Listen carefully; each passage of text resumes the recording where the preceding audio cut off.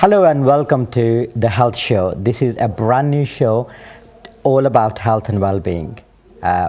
My name is Shakil Salam, and from now on, every week you will have this fantastic show with great guests, and we will be talking about health and well-being. It's about your health, it's about health of your families and friends.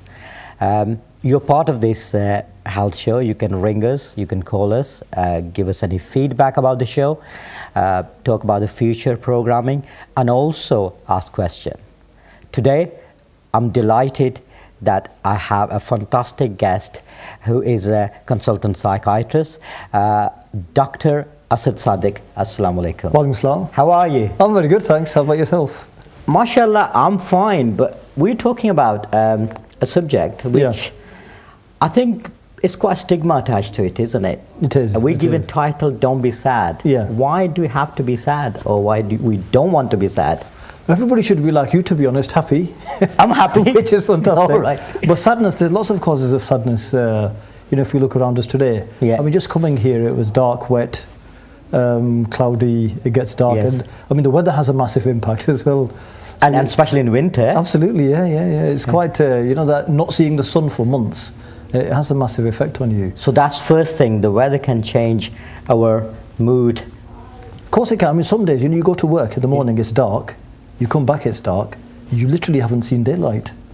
Right. Now imagine that carry on for months on end, it gets you down actually. The sun's important for, to keep you sort of happy and stuff, so that's a big factor. And then there's lots of issues, aren't there? Social issues, relationship issues. I mean, I wouldn't even know where to start. I mean, where do you want to start? Okay, let's start from somewhere, because as I said, we started with weather, but weather hopefully will change. Will it? I hope, well, global warming, things seem to be getting worse. In a few months' time. But probably same apply to our circumstances as well, isn't it? Yeah. We can be sad today, but we might be happy tomorrow. Yes, that's and right. Things can change. So what actually, we're talking about people say, I'm very depressed today, I'm really concerned about it, I'm worried about things.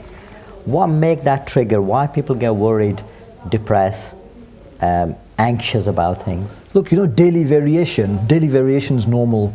So, somebody comes, they annoy you for a little bit, you get very sort of down and you feel quite down and stuff. So daily variation happens. The problem with mental illnesses start when you start to feel down all the time. Okay? And often for no reason, that's depression. Similarly with anxiety, you will get anxious. If there's something happens, now there's a loud bang or something happens, you'll get very anxious, you'll get a little bit frightened. But if that happens all the time, and that's what the problem tends to be. So normally, it's okay to get a bit of upset, and mood can change from time to time. Yeah. That's normal. But what you're saying, if it is constantly in your mind. Like that's right. And it's all about mind, isn't it? Yeah, that's right. You can't shrug it off. So it reaches a level where you're not in control. And actually, often that's dictated by circumstances, you see. So the real question is, how much of our minds are we really in control in? So I know you're presenting and stuff, but let me ask you a question now. Okay, all right. What are you thinking about right now? What kind of things? Be honest. Well, I'm thinking about, Do you think anything else coming into your mind at this point? I'm actually, even presenting the show is quite nerve-wracking, isn't it? That's right, yes. And you need to plan ahead, you need to make sure everything is okay. Yeah. So I think right now, because it's just the start of the program, I'm a bit nervous, what question I'm going to ask, what people are going to ask me. That's right. What's going to happen, when somebody's going to tell me it's a break time, and when somebody's going to say, there's technical faults, we can't go ahead. There's a lot of things in your mind, because I'm listening to my producer, what they're telling me. I'm trying to talk to you. That's right. At the same time, I'm conscious, that somebody probably trying to drink. But mostly, I also know that a lot of people are listening now and watching us. Yes. What their expectations are. That's right. So there's a lot of things, Yeah. So the key question is, even though you're trying to listen to me and to concentrate, there's all these other thoughts coming into your mind, you see? Yes. So actually, how much of your mind are you really in control in? Because you don't want these thoughts to come, do you? Right. Because you just want to focus on me and the program and stuff. So who's controlling my mind then? Well, so where do these thoughts come from? Where do you think they come from? Because you don't want them to come. No. I want to concentrate. You want to concentrate on me. this And program. do you know what it is? Wherever you are, it's very hard to concentrate on something completely and entirely. Right. There's always thoughts coming. There are situations where we can focus on something completely. For example, if you're watching a film, you can be really engrossed in the film and nothing else might come in your mind. I mean, for me, there's only 1 or 2 times in the week where I'm completely, you know, when you play football, for example, Yeah. that's when you're totally focused on the game. No other thoughts come into your mind. But virtually all other times, there's all sorts of thoughts bombarding your mind, you see. And these thoughts, they come from the subconscious. Right. Do you know what I mean? They come up from the subconscious repeatedly. Worry, for example. We talk about anxiety, we mentioned it before. Why do you worry? Do you want to worry? But what trigger? What are the causes? What's behind my depression, my worry, my lack of concentration, having those thoughts? So Okay, so let's start by defining what, or sort of thinking about what worry is. Worry is all these thoughts. You don't worry because you want to worry. You know, sometimes when you see somebody and they're a little bit worried or distressed, and you say, "Oh, don't worry, it'll be fine." You can't just turn it off like this. No, you can't. If you could turn it off, life would be very simple, wouldn't it? So what it is all these thoughts, they keep on coming into your mind, but you don't want them to come, but still they come. And sometimes they come so much you can't sleep at night time either. And it's like a So constant... Is this something to do with our brain, who probably control our thoughts? So it's to do with situations and circumstances. Right. And worry normally is when there's a threat of something, you know, there's something that you're worried about. So there'll be a situation behind there where there's a threat, okay? So the threat might be, for example, give me an example of something you might be worried about. In fact, when we were talking before, you said your daughter was 4 years old? 4 years old, yeah. 4 years old, okay. So your daughter's 4 years old, you might worry about, for example, her health at some point, or you might worry about which school she's going to go to. So the threat is she won't go to the right school, and therefore she won't get the right grades in education, and you carry on building that up. She won't go to the right school, she won't get the right education, then she'll go to a school which isn't very good, she'll mix with people, bad company and stuff, and then you from one thing it leads to the other, and it's called ruminating this, okay? Right. So what happens is, before you know it, she's left school with no education. This is all in your mind, you see. She's left school with no education, is possibly might be into drugs and alcohol and stuff. This is the threat, this is the concern that you have. And the smallest of things becomes massive. And that's what happens. And sometimes it becomes so big that you just, it's sleepless nights. Well, you're telling me I'm worried more now. You're worried more now? Yeah, but this is... But this is absolutely true. Let me just say, you're watching Ummah Channel, Sky 820, and this is the health show. This is a brand new health show. We'll be talking about various health issues with a great line of guests who will be coming and talking to you. If you would like to ask any question to our guest about mental health and well-being, depression, anxiety, or just want to talk about what your thoughts are you concerned about anything, or what are your experiences or views about the society in general, living in perhaps UK or Europe? What are the threats around us, you know, as a Muslim, as a people coming from South Asian background, as an individual? What are our role as a parents, as a father, as a husband?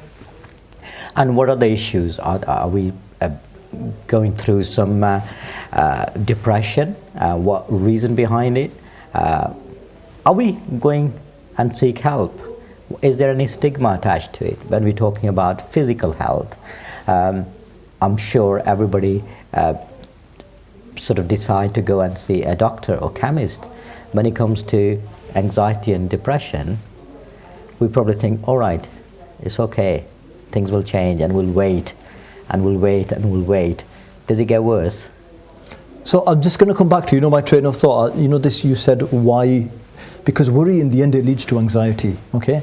So when you, for example, if you received you start to get physical symptoms, don't you? Sometimes before the show, if it's a show which is, do you get a little bit nervous sometimes?